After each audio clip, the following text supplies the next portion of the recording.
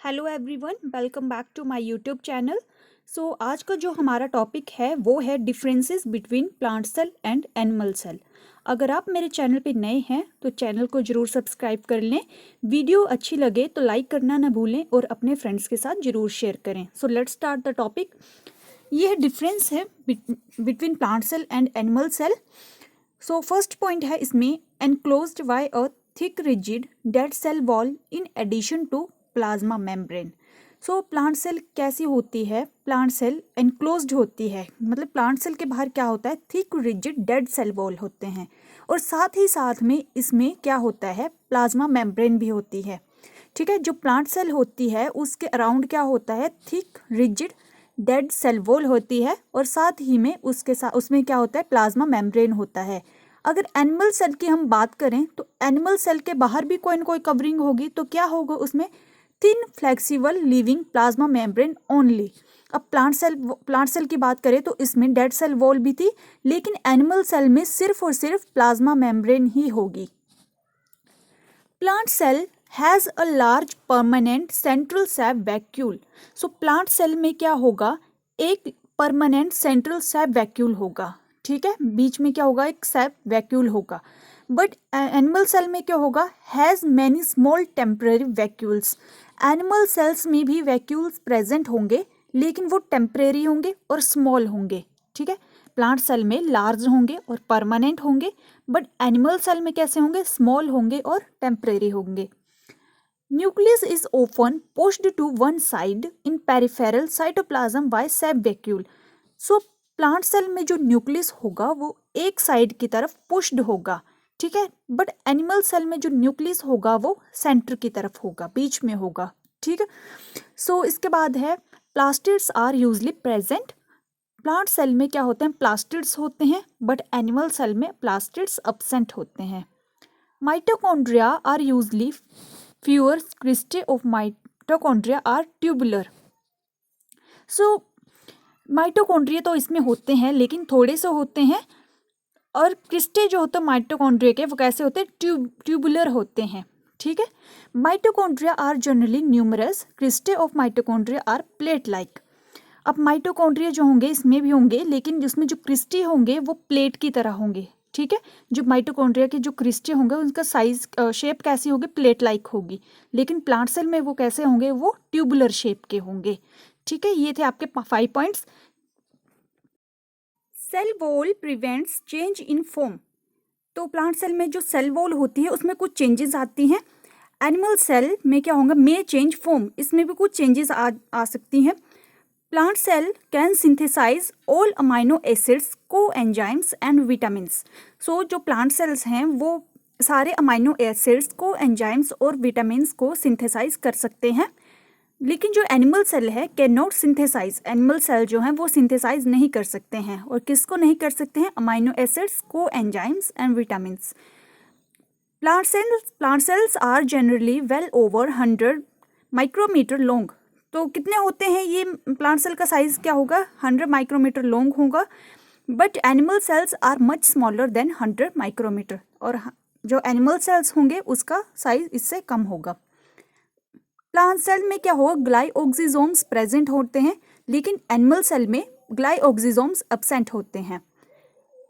Spindle formation is anastral, but in the animal cell में कैसे होंगे? एम्फिएस्ट्रल।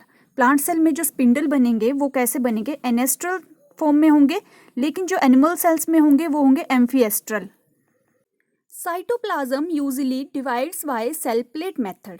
प्लांट सेल में जो साइटोप्लाज्म होगा वो सेल प्लेट मेथड से डिवाइड करेगा, बट एनिमल सेल में क्या होगा? Cytoplasm always divide by furrowing. तो साइटोप्लाज्म एनिमल सेल में किस तरह से वो हमेशा क्या करेगा? वो कैसे डिवाइड करेगा? फ्यूरोइंग मेथड से। प्लांट सेल में क्या होगा? Store carbohydrates as starch. अब प्लांट सेल में भी क्या प्लांट सेल में क्या होता है कि कार्बोहाइड्रेट स्टोर होता है, और एनिमल सेल में भी कार्बोहाइड्रेट स्टोर होता है। अब जब प्लांट सेल की बात करें तो ये कार्बोहाइड्रेट किस फॉर्म में स्टोर करता है? ये स्टार्च की फॉर्म में स्टोर करता है, और जो एनिमल सेल है वो ग्लाइकोजन की फॉर्म में स्टोर करता है। Rough endoplasmic reticulums is sparse. Animal plant cell में कैसे होंगे? ये स्पार्स होंगे, बट जो एनिमल सेल हैं उसमें अबंडेंट होंगे। Chromosomes are relatively larger in plant cell. Plant cell में जो क्रोमोसोम्स होंगे वो लार्ज साइज के होंगे, लेकिन जो एनिमल सेल है उनमें स्मॉल साइज के होंगे। No contractile vacuole occur because firm cell wall present undue enlargement. तो क्या होगा, इसमें कोई भी कॉन्ट्रैक्टाइल वैक्यूल नहीं होंगे, बिकॉज फर्म सेल वॉल क्या होगी, प्रेजेंट होंगी और एनलार्ज्ड होंगी। कॉन्ट्रैक्टाइल वैक्यूल्स में occur to pump out excess water. और जो एनिमल सेल हैं उसमें भी कॉन्ट्रैक्टाइल वैक्यूल होंगे और ये क्या करेंगे, एक्सेस वाटर को ये पंप आउट कर सकते हैं। सो ये था आपका डिफरेंस बिटवीन प्लांट सेल और एनिमल सेल। इसके रिलेटेड आपको कोई भी क्वेरी हो तो मेरे को इजीली कमेंट करके बता सकते हैं। मेरे चैनल को सब्सक्राइब करना ना भूलें। इसके बाद है आपका topic cell theory. Cell theory was given by Schleiden and Schwann. So cell theory किसने दी थी, शेल्डिन और श्वान ने दी थी। अब ये शेल्डिन और श्वान कौन कौन है? शेल्डिन जो है वो है जर्मन बॉटनिस्ट जिसने प्लांट सेल के ऊपर वर्क किया था, और श्वान जो हैं वो हैं ब्रिटिश जूलॉजिस्ट जिन्होंने एनिमल सेल के ऊपर वर्क किया था। सो ये जो है वो आपको एज एन MCQs भी क्वेश्चन आ सकता है कि हु वॉज द शेल्डिन एंड श्वान अकॉर्डिंग टू दिस थ्योरी। अब इन्होंने जो थ्योरी दी थी, शेल्डिन और श्वान ने जो सेल थ्योरी दी थी, तो क्या बोला था इस थ्योरी में कि हर एक लिविंग ऑर्गेनिज्म जो है वो किससे मिलकर बना है, सेल से मिलकर बना है। ठीक है, कि हर एक लिविंग ऑर्गेनिज्म जो है are made up of cells and substances produced by cell, कि जो भी सेल है उससे मिलकर बना है, और सेल ने जो भी सब्सटेंसेस प्रोड्यूस किए हैं उसी से मिलकर क्या बना है, एक नया सेल बना है। Means cell is the basic and structural unit of life. उनके अकॉर्डिंग क्या था कि सेल ही जो था वो बेसिक और स्ट्रक्चरल यूनिट था लाइफ का। अब रुडोल्फ विर्चो की बात करें तो उन्होंने क्या बोला था कि all cells arise from pre existing cells ओमिनिस सेलुला ए सेलुला। तो क्या मतलब है इसका, ओमिनिस सेलुला ए सेलुला का, कि जो भी हर एक सेल है वो प्री एग्जिस्टिंग सेल से मिलकर बना है, कि जो भी पहले से सेल्स एग्जिस्ट कर रहे थे उसी से जो है वो नए सेल बने हैं। And called it cell lineage theory, और उन्होंने इसे सेल लीनियस थ्योरी का नाम दिया था। इसका क्या मतलब है, every cell made from cell, कि हर एक सेल जो है वो सेल से ही बना है। कार्ल नेगली की बात करें तो उन्होंने क्या बोला था कि जो नया सेल है वो कैसे बना है, वो भी प्री एग्जिस्टिंग सेल से आया है। लेकिन वो प्री एग्जिस्टिंग सेल से कैसे आया है, वो प्री एग्जिस्टिंग सेल की डिवीजन से आया है, कि जो भी ओल्ड सेल था, मतलब प्री एग्जिस्ट सेल था, पहले से एग्जिस्टिंग सेल था, उसकी डिवीजन से नया सेल बना है। तो ये बोला था कार्ल नेगली ने। All the cells are basically similar in structure and metabolic function. So हर एक सेल जो है उसका बेसिकली कैसे हैं वो, कि स्ट्रक्चर और मेटाबॉलिक फंक्शन में वो सेम है। Vital activities of an organisms are due to the activity of cell. So जो भी ऑर्गेनिज्म में वाइटल एक्टिविटी होती है वो किसके कारण होती है, सेल की एक्टिविटी के कारण। इसलिए हम क्या बोल सकते हैं कि सेल जो है वो लाइफ का और लिविंग ऑर्गेनिज्म का एक फंडामेंटल यूनिट है। ठीक है, तो ये थे कि शेल्डिन और श्वान ने क्या बोला था, रुडोल्फ विर्चो ने क्या बोला था, कार्ल नेगली ने क्या बोला था।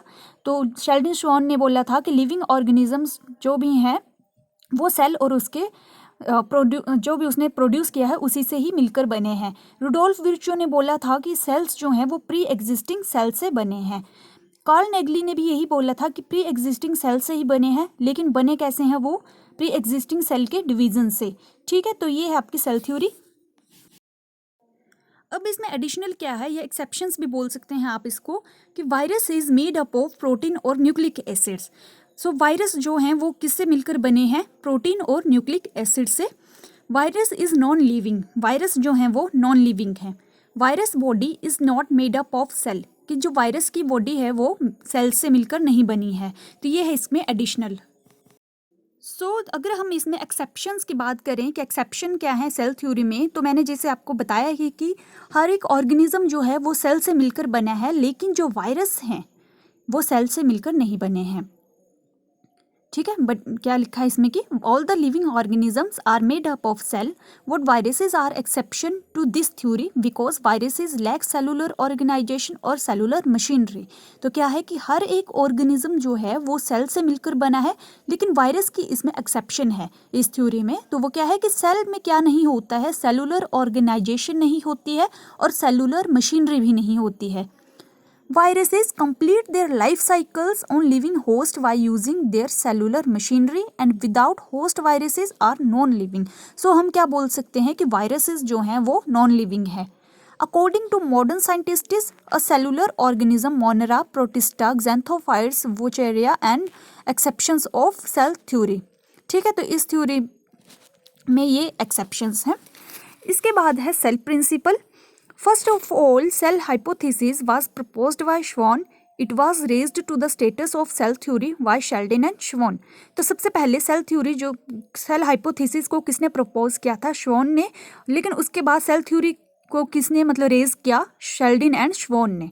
It was modified by Rudolf Virchow in 1885 and put forward the theory of cell lineage which states that development of new cells from pre-existing cells. So जैसे कि मैंने आपको सेल थ्योरी में बताया है कि सबसे पहले शेल्डन एंड श्वॉन ने इसको रेज किया था, उसके बाद इसको मॉडिफाई किया रुडोल्फ विर्चो ने, जिसमें क्या बताया था? ओमिनस सेलुला ए सेलुला, कि हर एक सेल जो है वो प्री एग्जिस्टिंग सेल से आया है. As a result of this addition, the cell theory has been known as cell principle और cell doctrine. तो इस रिजल्ट के एडिशन के बाद हम क्या इसको नाम देते हैं? सो इसको हम बोलते हैं सेल प्रिंसिपल और cell doctrine. The cell principle is better than all theory as it is applied for almost all living organisms, plants, animals and microbes etcetera. So इसके लिए सबसे बेटर क्या वर्ड है? सेल प्रिंसिपल का है, क्योंकि ये जो है वो हर लिविंग ऑर्गेनिज्म, प्लांट्स और एनिमल्स, माइक्रोब्स के लिए अप्लाई हो जाती है थ्योरी. सो इसके बाद हम डिस्कस करेंगे modern cell theory and cell principle, जो कि हम नेक्स्ट लेक्चर में डिस्कस करेंगे. होप सो स्टूडेंट्स आपको ये टॉपिक समझ आ गया होगा. अगर नहीं समझ आया है तो आप इस वीडियो को रिपीट करके भी देख सकते हैं और मेरे को कमेंट करके भी बता सकते हैं कि आपको मेरी वीडियो कैसी लगी. अगर आपको मेरी वीडियो फास्ट लग रही होगी तो प्लीज़ थोड़ी सी स्पीड स्लो करके देख लें इसको और मेरे चैनल को ज़रूर सब्सक्राइब करें. Thanks for watching. Keep spotting. Thank you so much.